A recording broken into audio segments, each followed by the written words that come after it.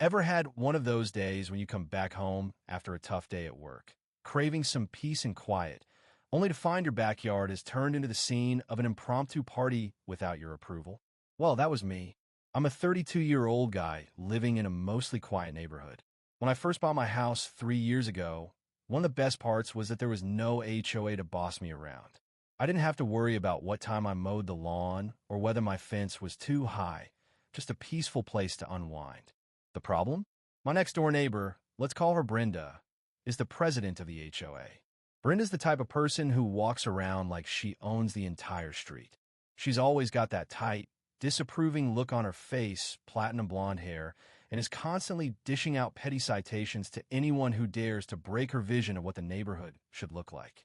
From day one, she's had an issue with me, though never directly, always in that sweet but sarcastic way. Comments like, "That's an interesting color for your house," or "Some people think your yard's a bit too wild." Every time I reminded her that I wasn't under her HOA's jurisdiction, she'd just smile and say, "I'm just trying to help. Some folks don't know the rules.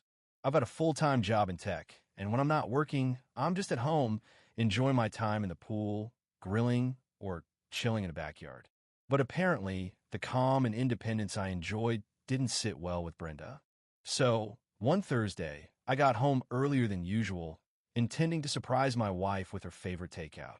But as I turned down my street, I immediately noticed something strange. Cars were parked all over the place, not just in Brenda's driveway, but also on mine, with some even parked on my lawn. That was my first sign something was off. Then I saw balloons tied to my mailbox. My side gate was wide open, and to top it off, I heard loud music coming from behind my house. I pulled into my driveway, already irritated, and went straight to the backyard. What I saw froze me in place. There were at least 20 people back there, kids splashing around in my pool, towels draped across my patio chairs, and a beer pong table set up by the new grill I had just bought. And right in the middle of it all was Brenda, lounging in my pool, wearing my wife's bathrobe, holding my beer like she lived there. I stood there in complete shock. Brenda waved at me like I was the guest. "Hey, you're home early." I couldn't believe it. "What is going on here?" She remained calm, saying, "Oh, it's just a little HOA gathering. Don't worry, we cleaned up after ourselves." I was furious. "This is my house, my pool. You're trespassing." Brenda just rolled her eyes. "Come on, it's just one afternoon. You weren't using it anyway. Plus, we figure we'll be fine. You're not even part of the HOA." "Exactly, because I don't answer to you." I told her to get everyone off my property immediately. She just smiled smugly and said, "You people always get so worked up over the smallest things." I clenched my fists, but I didn't yell or curse. Instead, I walked calmly into the house and opened the laundry room door. That's where my two big Rottweilers, Zeus and Diesel, usually hang out when I'm not home.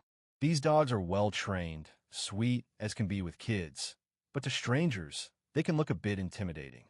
I opened the door and simply said, "All right, boys, backyard."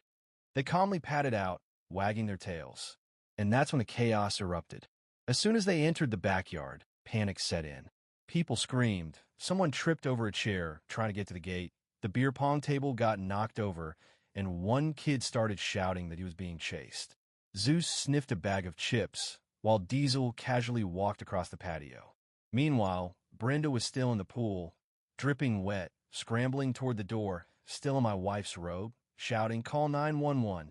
They're attacking us." I just stood by the door, arms crossed, watching the complete meltdown unfold. No one was hurt. No one was even touched. But the sight of two 100-pound Rottweilers in their own yard was enough to send everyone running. Brenda, clutching her sandals and dripping with water, screamed, "You'll regret this." I simply said, "The only thing I regret is not getting home sooner." That night, I reviewed the security footage. The next morning, I woke up to a series of emails from the HOA. Brenda had filed a complaint against me, accusing me of intentional intimidation with dangerous animals and creating an unsafe environment. She even claimed I was racially hostile. She painted herself as the victim, saying I had used my dogs to target the white residents. Here's the thing. I'm not under their HOA. They have no jurisdiction over me. I had clear footage showing Brenda and her guests entering my yard, swimming in my pool, drinking my beer, and then panicking when my dogs showed up. So I responded, not just to the HOA, but also to a lawyer, because I was done. But Brenda didn't stop there. A few days later, a strange man showed up at my door, taking pictures of my property. When I asked what he was doing, he claimed to be conducting an HOA compliance inspection. I laughed. I'm not in your HOA. He shrugged and said, you might be soon. It turns out Brenda and her husband, who's a real estate lawyer, had filed a motion to have my property included in the HOA boundaries. They wanted to force me into the HOA under the guise of community benefit and shared neighborhood values. It was textbook overreach. Luckily, I had a lawyer already dealing with the trespassing issue. He fired off a cease and desist for harassment, trespassing, and fraud. We also prepared to press charges for theft because Brenda and her guests had consumed food, drinks, and used utilities without permission, causing property damage. Before things even made it to court, I decided to share the footage of the party in my backyard on the neighborhood's Facebook page, with the caption, Brenda's HOA party at my house, uninvited. It went viral. People were shocked. Some didn't even realize it was my house. Brenda had told them she managed the property for the neighborhood. One family was furious because their kid had gotten scared by my dogs and had no idea they were trespassing. Brenda went silent. No apology. No accountability. Just radio silence. But the real blow came when the HOA board started reaching out to apologize for her behavior. Some members admitted they were tired of her antics and wanted her removed from her position. Then, a bombshell. One of the guests at the party filed a personal complaint against Brenda for deception, claiming they were misled into entering private property, resulting in emotional distress. Now, Brenda was under fire from everyone, including the HOA she tried to manipulate. A week later, I received a letter from the HOA. Brenda had voluntarily stepped down from her role on the board, effective immediately. Now, some people say I overreacted. They think I should have just called the police instead of letting my dogs out. But here's the thing. I didn't yell. I didn't threaten anyone. I didn't break any laws.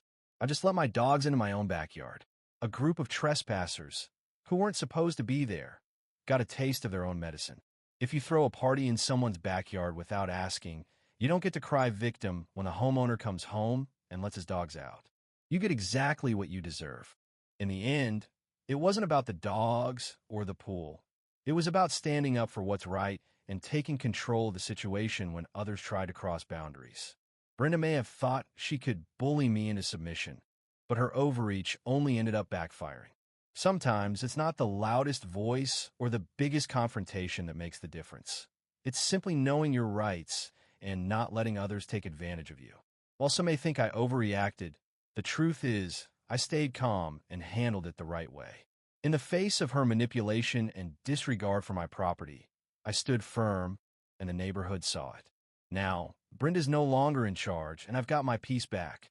At the end of the day, respect goes both ways. When you take care of your own space, you can count on others respecting it too.